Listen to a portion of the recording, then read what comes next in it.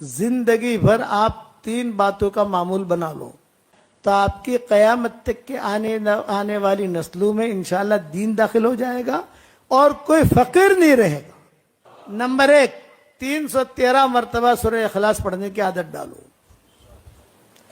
313 मरतबा दुरूद शरीफ पढ़ने की आदत डालो और 313 मरतबा इस्तिग़फ़ार पढ़ने की आदत डालो। बस ये 3 काम करो आप, लेकिन नमाज़ों की पाबंदी के साथ। इंशाअल्लाह इतनी खैरें तुम देखोगे, इतनी खैरें देखोगे, इतनी खैरें देखोगे, इतनी दुआएं कबूल होंगी, इतना माल अल्लाह देगा, फरिश्ते जो है ना पेटियां भर भर के पैसे पहुंचाएंगे तुमको।